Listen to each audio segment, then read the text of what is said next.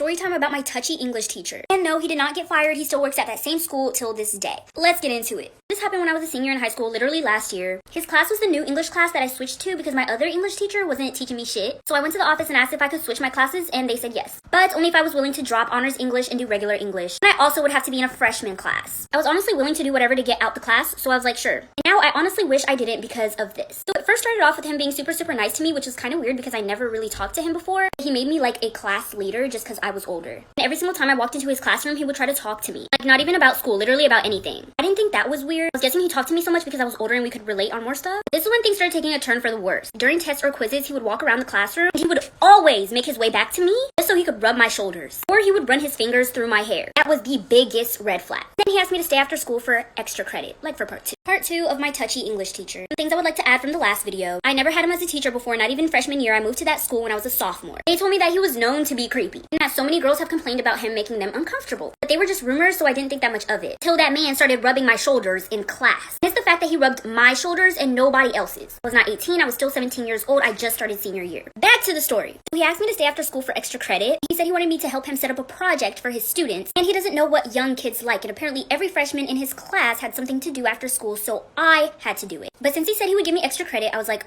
okay, sure. And I definitely didn't think that this would happen. So my last class was forensics, so after school I went to his classroom. He didn't have any supplies out or anything, so I was like, what project? He tells me to reach on top of a shelf behind his desk. He was literally sitting at his desk, he could have done it himself. So I was like, okay, but as soon as I reach up on that shelf, he gets up and grabs my ass. Like for part 3, because it only gets worse from here. This is part 3 of my touchy English teacher. So like I said, he asked me to get something off of the shelf behind his desk while he was sitting at his desk, and as soon as I go up to grab it, he grabs my ass. He literally stood up to grab it. And then I spun around and started looking at him crazy. Well, after he grabbed my butt, he kept walking as if his arm just brushed up against my ass. And he looked back at me and he was like, is everything okay? Like, okay, so we're just gonna act like he didn't just do what he just did. But I just looked at him and I was like, everything's okay. I told him that I had just gotten a text from my mom and an emergency happened, so I had to go home. But instead of going home, I went to a friend's house, and it was the same friend who told me all the rumors of that teacher being a creep. I went to a friend's house instead of going straight home because I was crying really hard and I didn't want my parents to be concerned, and I wasn't sure if I wanted to tell them what happened or not. I was only crying because I felt super uncomfortable and I didn't know what else to do. When I got to my friend's house, she told me that she would go to the office with me at school the next day. So the next day came and we went to the office. Well, this is what they said when we told them what happened, like for part 4. This is part 4 of my touchy English teacher. Okay, so my friend and me went to the office to tell the principal what happened. And he was acting really concerned and everything until I told him which teacher it was. Then he was like,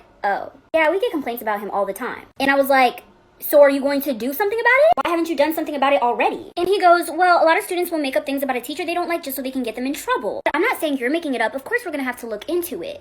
Well, I told him that I wasn't comfortable in that class anymore and I wanted to go back to my honors English class. And he let me switch back. Well, after like 5 months, I still never heard anything from my principal. And I didn't know what better to do but move on with my life. I still saw him in the hallway sometimes and it was just really awkward. And he would smile at me as if what happened didn't happen. They basically just let him get away with it because multiple girls have complained about him before, but they didn't have any proof against him. Since there was no proof, they didn't do anything. But I feel like if it was multiple girls, something should have been done. But that's just me. Let me tell you about this story of me while I was in the psych ward. Don't ask why I was in the psych ward, just know that I was there. Okay, so while I was there, we had to do these group meetings as soon as we woke up and before we went to bed. We had to wake up at like 9 a.m. in the morning. I hated it there. I was depressed. I'd always give the workers shit about going to those meetings. I was like, fuck y'all, I'm not going to those goddamn meetings. One night my stomach was hurting really bad, so they let me skip the meeting and sleep early. And I had gotten up in the middle of the night to go ask for some stomach medicine. When I walk out my room, I see this little boy standing at the end of the hall, like, so I'm like, hello? And this motherfucker goes and starts hissing at me, like, mind you, when he went, he had scissors in his hand. I knew I could outrun that motherfucker, so I started hissing at him back. I said,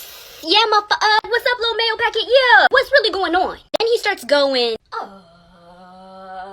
so I match his energy once again, and I start going, who the fuck is you doing that to? Then he picks up his scissors like this and charges dead at me. I zoomed out that hallway so fast. Bitch, I disappeared. I left for part 2 because it only gets worse. Part 2 of the story of me in the psych ward. So like I said, this little white boy who's like 4'8" starts chasing me down the hallway with his little chicken legs. Mind you, he had scissors in his hands. So he was actually trying to kill me. You'll know why I think that in the end. So mind you, while he was chasing me, I did not look back. Not once. I didn't know if this motherfucker was gonna start climbing the walls. I don't know if he was gonna start crawling on the ceiling. My main goal was just to get away. So I eventually make it to the front desk. I looked behind me to see if he was still there. Well, he wasn't, so I'm guessing that he stopped chasing me at the end of the hall. The front desk lady is looking at me like, Mind you, we weren't allowed to carry scissors or even pencils or anything like that because it was dangerous. And so I didn't want to get that little boy in trouble, so I just told her like, no, I'm good, I just need medicine. Well, eventually they did end up finding him with the scissors anyways and took it away from him. But baby, he found a way to get that shit back. The next morning, everybody came out for breakfast, and these workers were dragging the same little boy out of his room. And he was like kicking and screaming and all of that. Well, turns out, he stole another pair of scissors in the middle of the night, stabbed another kid in his sleep. Part 3 of the story of me in the psych ward. So like I said, this same little boy who was chasing me last night with a pair of scissors had sneaked into another kid's room in the middle of the night and stabbed him in his sleep. This little boy's goal was to harm.